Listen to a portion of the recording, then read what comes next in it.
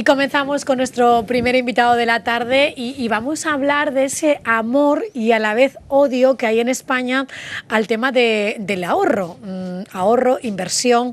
Parece que la gente cuando escucha esa palabra pues un poco ahí se pone en guardia. Para eso está con nosotros nuestro amigo Miguel Ángel Soriano. Él es economista y director de Capital Sur Advisor. Muy buenas tardes. Muy buenas tardes. Bienvenido. Y gracias. Hay un amor-odio, ¿no? Es como, esto es como en las parejas, ¿no? Sí, bueno, se puede llamar amor-odio, mitos y realidades. Sí. Es decir, en torno al ahorro, pues mucha gente cree que tiene conocimientos y le tiene cierta querencia a ciertas cosas y lo contrario a otras, ¿no? Y básicamente ese fue el tema que tratamos el pasado jueves con el Club Rotary de Estepona, que celebramos una sesión, una pequeña charla sobre amores y odios en el ahorro de España, ¿no?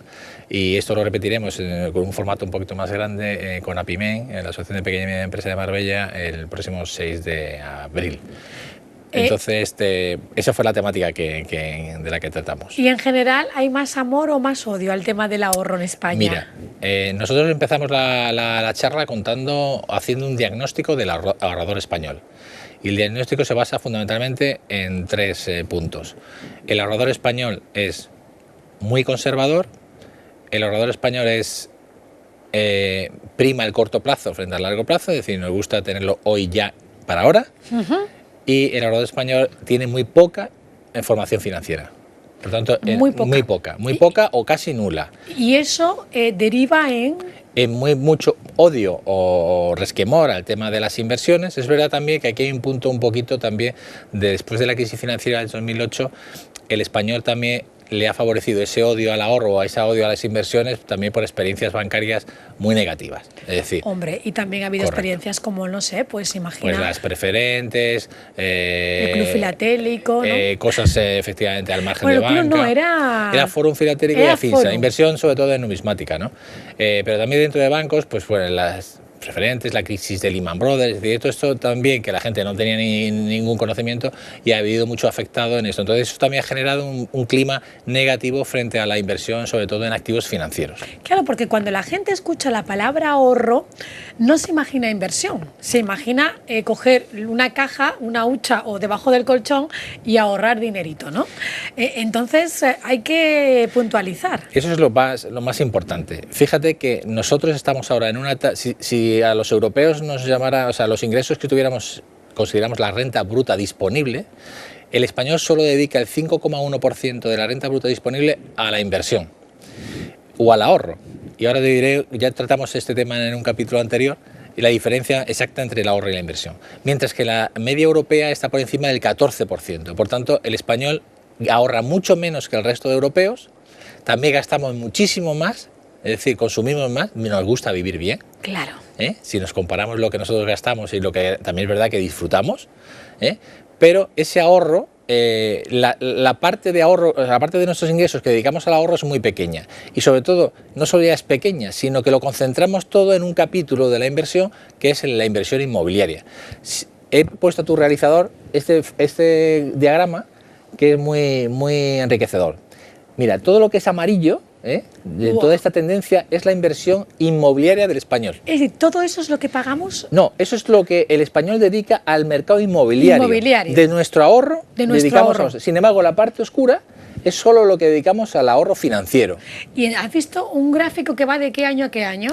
Pues no lo veo muy bien. Ah, sí, pero el último es el 2017. Sí, prácticamente eso significa lo siguiente. Del ahorro disponible del español, el 80% va dedicado aproximadamente al mercado inmobiliario. Claro, las personas ahorran teniendo una vivienda. Claro, pero ese ahorro no te permite diversificar, que es otro tema de los que te quiero hablar luego. Es decir, de cada 100 euros dedicamos 80 al mercado inmobiliario. El mercado inmobiliario obviamente es un mercado en el que hay que estar. Pero es verdad que si lo concentramos todo en el mercado inmobiliario, nos queda muy poquito para activos financieros, para nuestras metas financieras, ya sea para comprar un coche, para la educación de tus hijos, para tus gastos de viaje, etc. Por tanto, ese ahorro hay que hacerlo trabajar y ese es el concepto de inversión. Claro, pero ¿cómo hacemos trabajar nuestra hipoteca? Por tanto, si pues la hipoteca fundamentalmente La inversión en vivienda más que la hipoteca, porque la inversión en vivienda, la mayor parte de los españoles lo hacemos financiados por los bancos. Claro. Por tanto, vivimos en una casa que estamos socios con los bancos. La casa es un poquito tuya y sobre todo es del banco, pero no consideramos que es un activo. Entonces, esa riqueza inmobiliaria en España es muy diferente de la riqueza financiera. En Europa, en general, si hablamos de Europa, la riqueza inmobiliaria del español es muy superior a la media europea. ¿Por qué? Porque el inversor europeo prefiere activos financieros frente a tener casa propia, por ejemplo, o inversiones en inmuebles. Por lo tanto ellos alquilan. Por supuesto, porque tiene otro concepto de la vida. Y sin embargo, la riqueza financiera, es decir, de activos financieros, ya sea planes de pensiones, fondos de inversión, acciones, cuentas a la vista, es mucho mayor en Europa que en España. Claro, pero ahora te voy a comentar algo. En España, vale, estamos más acostumbrados a invertir en una vivienda con una hipoteca, ¿no? Sí. Más que a alquilar como hacen en otros países europeos. Sí. Lo que pasa que aquí, si te pones ahora a mirar viviendas para alquilar, Sí. el precio es astronómico. Correcto, también es verdad que en el mercado de alquiler está habiendo una burbuja con la que hay que empezar a tener cuidado, sobre todo en las grandes ciudades. Mira el cambio que ha experimentado Málaga, por ejemplo, con toda la belleza del atractivo de tener un puerto, aeropuerto, estación de AVE.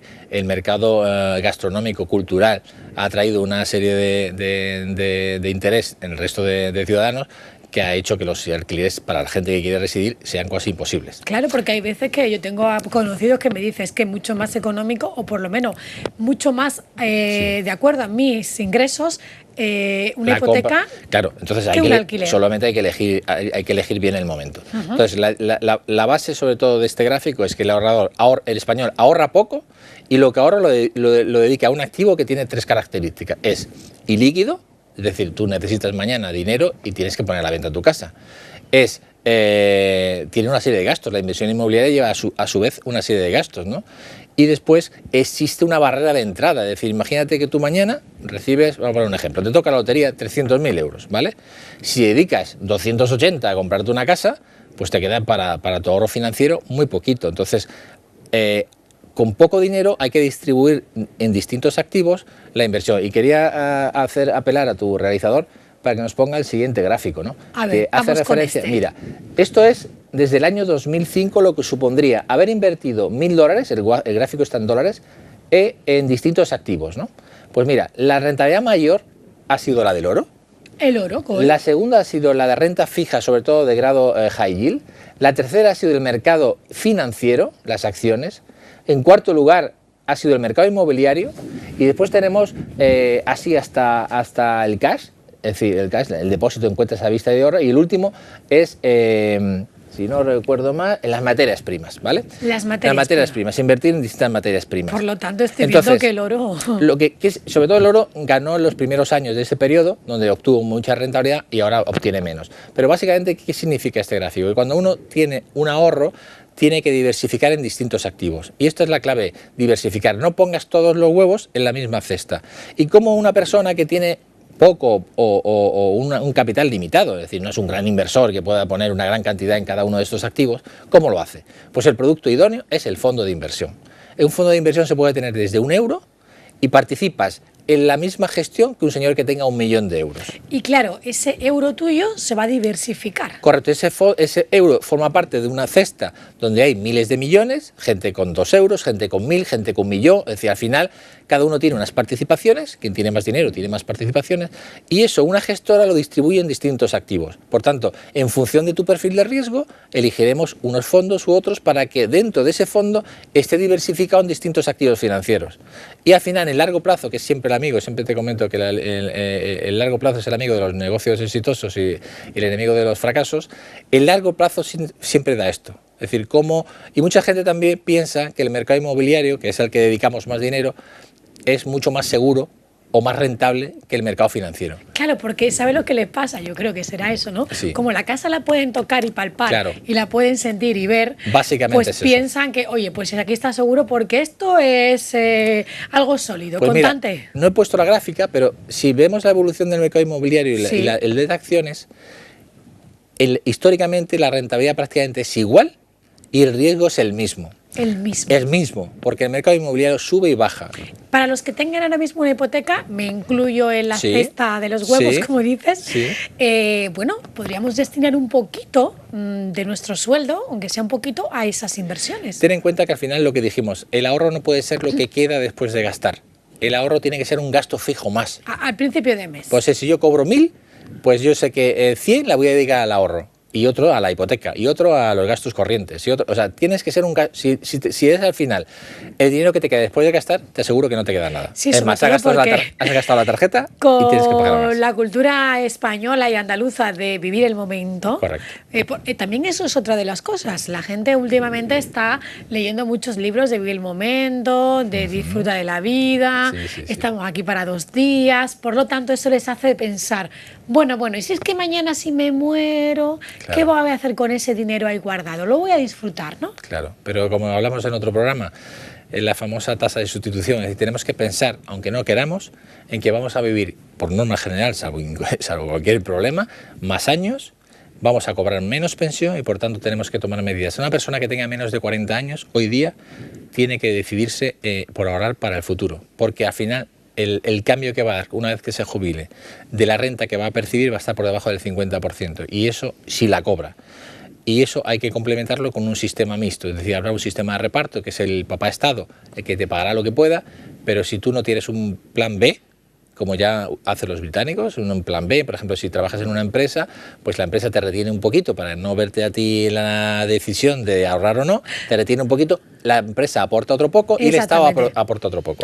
Sí, porque luego cuando las personas se jubilan, luego empiezan a tener muchos achaques y problemas, y yo creo que muchos de esos problemas vienen causados por una pequeña depresión que les entra cuando ven que su nivel de vida baja cuando adquieren la jubilación.